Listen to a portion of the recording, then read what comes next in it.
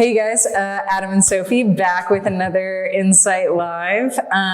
We are keeping things interesting, continuing to change up the location. Just, give our viewers, on the road, tour around this great city that is Denver, Colorado. So this week, I think we want to talk about some stuff in the news first. I ran across this article last night, actually. It's about Oatly, which is, I think, probably like the biggest oat milk brand out there. I like it. I buy it kind of regularly. And I think on the surface, it's you would think in your head, a pretty green, environmentally friendly, not only brand, but space of the market. I think generally the people that are into dairy alternatives also tend to be more green and eco-friendly and that kind of thing. Safe to say. Yeah, assumptions, but a safe assumption. And so they're kind of running into some controversy lately because they came out with an ad, and the premise of it is essentially how to talk to your dad about oat milk, kind of poking fun at that, how to have a political discussion with your uncle at Thanksgiving or whatever. Or how to talk about marijuana with your family. Yeah, totally.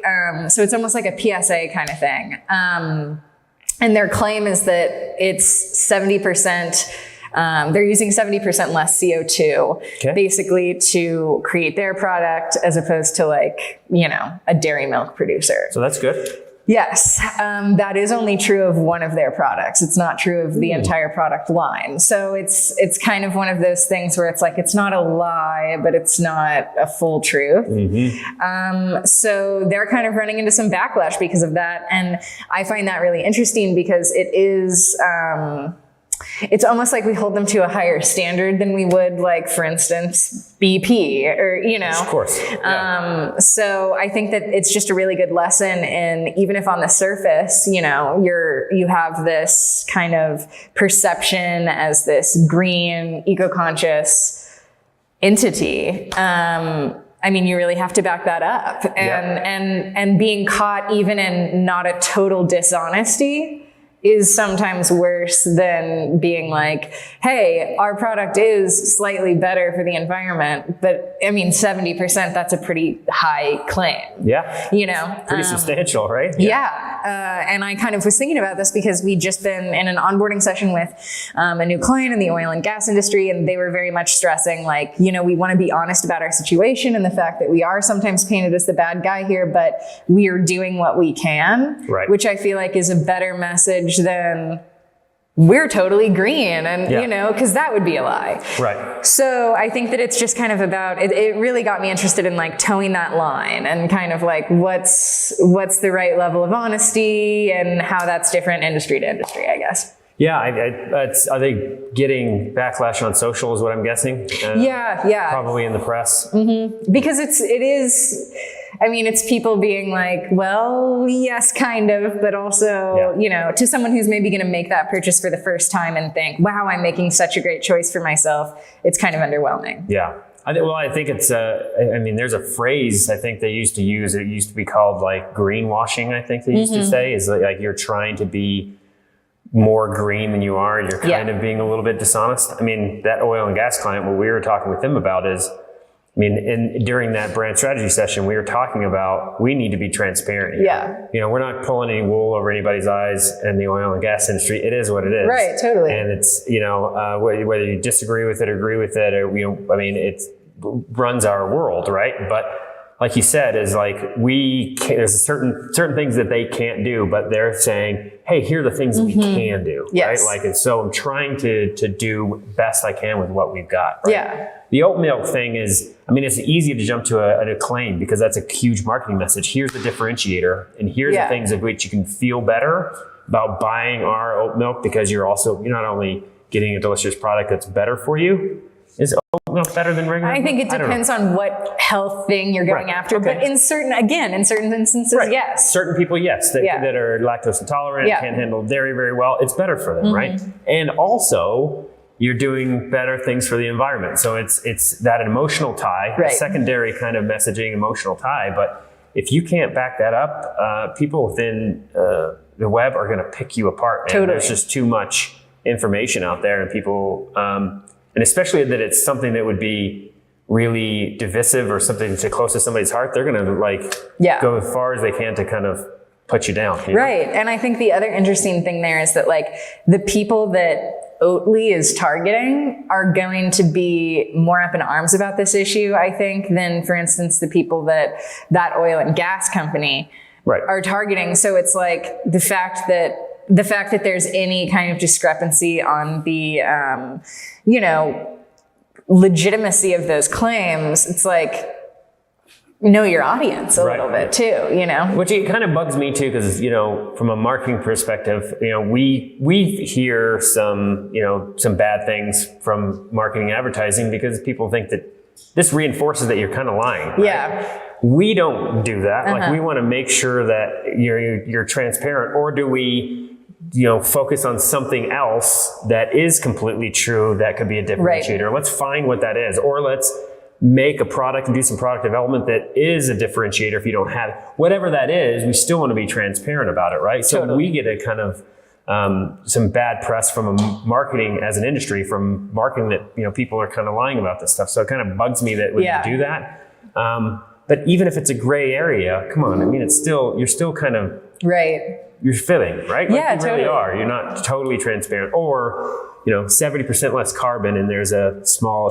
teeny tiny thing at the bottom that says, you know what I mean? Yeah. So find a different differentiator. Yeah. I mean, again, I always talk about this as, is to state this as a kind of disclaimer. We're not in those rooms. We're not involved in those conversations. So, are those people over at Oatly, probably real nice and for the most part, honest and great people? I'm sure they are, right? But you're just going to get torn apart in the press and in social if anybody can find a discrepancy there. So and I feel like, not only in the advertising space, but just like in our world in general right now, like transparency is such a valuable commodity. So in my mind, it's like that's more valuable than the added, let's say, 40% that they tacked onto that total. Yeah. Because 30% better for the environment, or whatever that in reality is, that's still a positive, That's a good point. Is 70% just on this one product, but overall, it's probably it maybe goes down to 20%, but hey, 20% is better. Exactly. Right? Like, our processes result in 20% less CO2.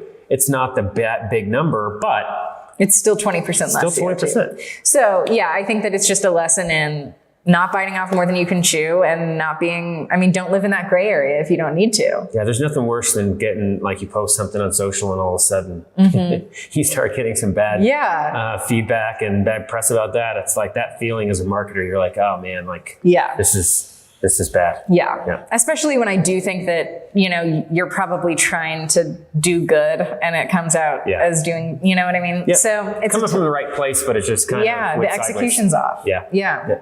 So what did you find this week? Well, I wanted to talk about, one of our creative projects that we've been working on.